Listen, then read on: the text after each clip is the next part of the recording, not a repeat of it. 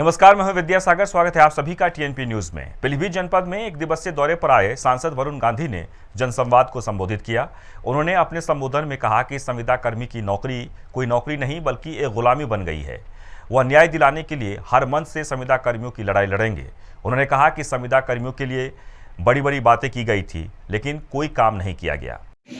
संविदा कर्मचारी की नौकरी महज एक गुलामी बन गई है। क्या मैं सही कह रहा हूं कि मैं गलत कह रहा हूं?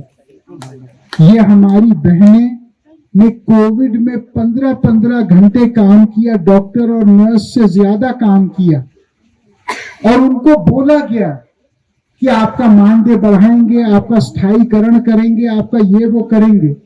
लेकिन जब बात आई तो इनको अपने पे छोड़ दिया, अकेले छोड़ दिया। मैं जहां किसान के लिए, नौजवान के लिए बोलता हूं, परीक्षार्थियों के लिए बोलता हूं, वो सारी बातें महत्वपूर्ण है। उनके साथ सबसे ज्यादा महत्वपूर्ण है संविदा कर्मचारियों को न्याय दिलाना। मैं हर मंच पे इनकी लड़ाई लड़ूंगा और जहां तक हो सके मैं अपनी आवाज ऊंची करूंगा। वहीं दरभंगा जिले के मौला जंग मोहल्ले में हिंदू राष्ट्र का बैनर लगाने के मामले में विश्व हिंदू परिषद के जिला मंत्री राजीव प्रकाश मधुकर को पुलिस ने गिरफ्तार कर लिया है। जिला मंत्री राजीव प्रकाश मधुकर की गिरफ्तारी उस वक्त हुई जब वो जिला शांति समिति की बैठक में हिस्सा लेने पहुंचे थे। बैठक खत्म होने के बाद जैसे ही मधुकर बाहर निकले, वैसे ही पुलिस ने उन्हें हिरासत में ले लिया। हालांकि उन्होंने बताया कि पूछताछ के बाद उन्हें जमानत पर छोड़ दिया गया। बता दें कि संगठन के ट्विटर अकाउंट से झंडा लगाने की खबर वायरल होने लगी थी, जिसके बाद दरभंगा पुलिस ने संबंधित थाने को कार्रवाई करने के लिए सूचित किया। कार्रवाई के चलते तुरंत झंडे को उतरवाया गया। साथ ही नामजद 4 लोगों सहित 100 अज्ञात लोगों के खिलाफ थाने में मुकदमा दर्ज कर लिया गया।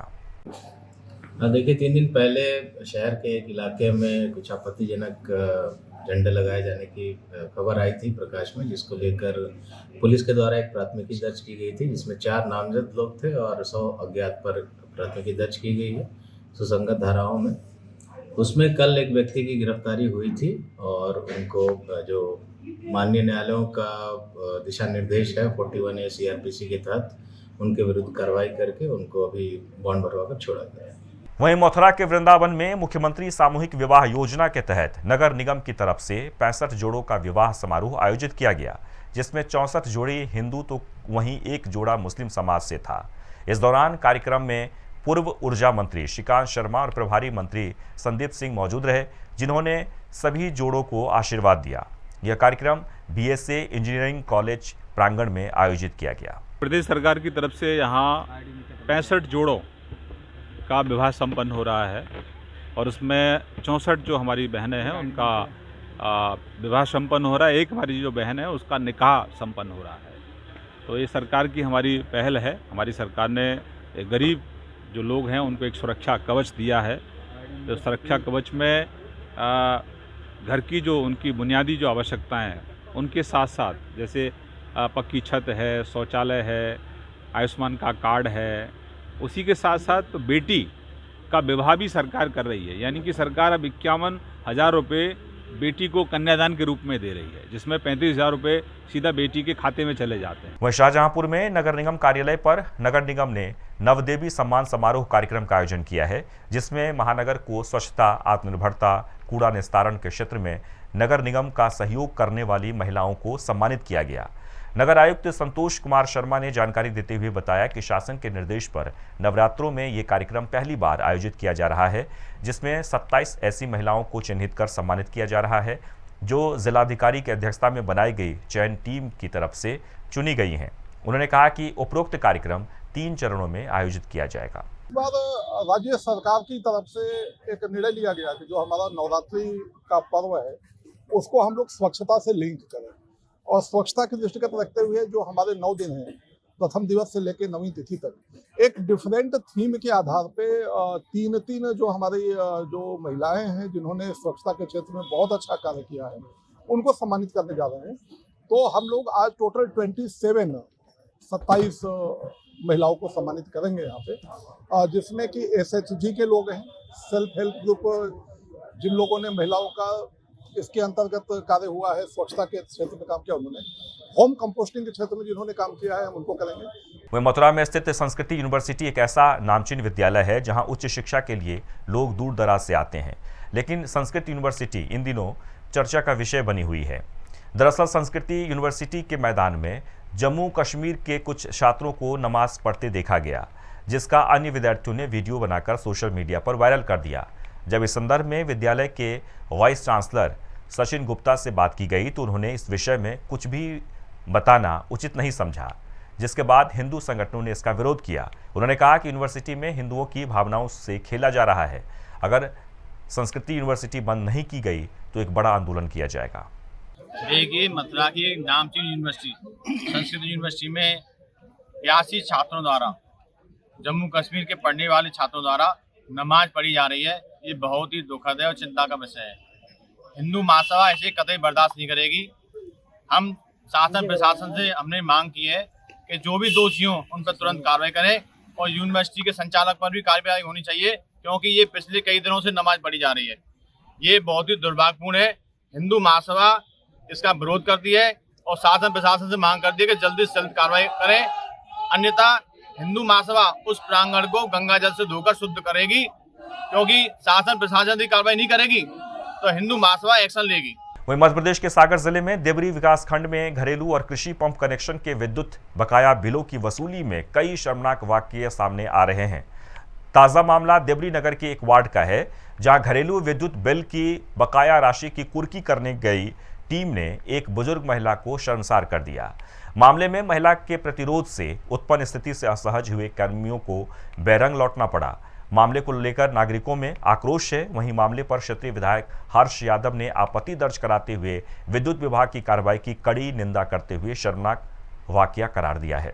नहा रही थी सासू माँ हमारी, तो वे आए तो पलंग ले गए थे और कहा कि यहाँ है सुपर सेट निकाल लाओ। तो साया पे अकेले ले साया पे गई थी छोड़ा भी मैं सासू माँ, तो उनने भी पलंग भी न दे रहे थे। हमारे कोई घर नहीं थे, देखा के नाम से बिल है तो हमारे के घरों में पड़े रहा, हमारे हार गए थे, हमारे भी नहीं थे घर। हमारी सासू माँ कब बिना घूंघट से बाहर नहीं निकला थी, भली माँ को वहाँ कछु भी है। पलंग मलंग ले गए, बिल भर भी बिल ले भी आए थे, बिल नहीं दाऊ सुबह करती कुर्की करने लगेगी। रेखा के नाम पे है, हमारे नाम पे है नहीं। अच्छा, तो क्या कर ले गए? पलंग मलंग उठा ले, पिलाई विलाई उठा ले, सीधे चढ़ी पे नहीं अंदर पड़ा गया। हमने केवल आदमी ने साकार भी खोल दी, केवल खोल के भीतर पड़ा गया। अच्छा, तो बिल किसके नाम पे है? रेखा के नाम पे। अच्छा, तो आप मंडल के द्वारा के अधिकारियों के द्वारा जिस तरह से आज देवरी में हमारी विधानसभा क्षेत्र में एक वृद्ध गरीब महिला के साथ कृत्य किया जा रहा है, कुर्की के नाम पे, वसूली के नाम पर, जिस तरह से अर्धनग्न अवस्था में उसको अपने सामान बचाने के लिए आगे आना पड़ा है। वो महिला स्नान कर रही थी, नहा रही थी। ऐसे समय पर विद्युत मंडल के अधिकारियों के द्वारा उसके घर में जा घुसकर जब्ती की कार्रवाई की गई, कुर्की कार्रवाई की गई। निश्चित रूप से बेहद मध्य प्रदेश को कलंकित घृणित करने वाली घटना है। जितनी कड़े शब्दों में निंदा की जाए कम है। वहीं मथुरा वृंदावन में लोगों को रहने के लिए जागरूकता बढ़ाने को लेकर 3 दिवसीय इंटरनेशनल योग फेस्टिवल का आयोजन किया जा रहा है, जिसमें पहले बड़ी संख्या में लोगों ने योग करके निरोगी रहने के लिए कसरत की। उसके बाद यमुना किनारे देवराहा बाबा घाट पर 3 दिवसीय G20 इंटरनेशनल योग फेस्टिवल की दीप जलाकर शुरुआत की। इस मौके पर मथुरा के मांड इलाके के विधायक राजेश चौधरी और प्रोफेसर पवन सिन्हा समेत कई लोग मौजूद रहे। कार्यक्रम के दौरान कॉलेज के छात्राओं ने मां सरस्वती की स्तुति की और माता रानी का आह्वान किया। वह लखीमपुर खीरी की इंडो नेपाल सीमा के गौरीफंटा बॉर्डर पर पंजाब के भगोड़े अमृतपाल सिंह को लेकर सतर्कता बढ़ गई है। पुलिस के अलावा एसएसबी अलर्ट है। पुलिस को अंदेशा है कि अमृतपाल सिंह यहां से नेपाल जा सकता है। खालिस्तान समर्थकों को आईएसआई की तरफ से सहायता देने की खुफिया रिपोर्ट के बाद पंजाब से भागे अमृतपाल को लेकर गौरीफंटा बॉर्डर पर सक्रियता बढ़ा दी गई है। आने जाने वालों से कड़ी पूछताछ की जा रही है। संदिग्ध वाहनों की तलाशी ली जा रही है। वहीं छपरा में रेल टिकट की कालाबाजारी के खिलाफ आरपीएफ की कार्रवाई में एक ऐसा टिकट दलाल पकड़ा गया जिसने अब तक 1 करोड़ से अधिक मूल्य के अवैध टिकट का कारोबार किया है।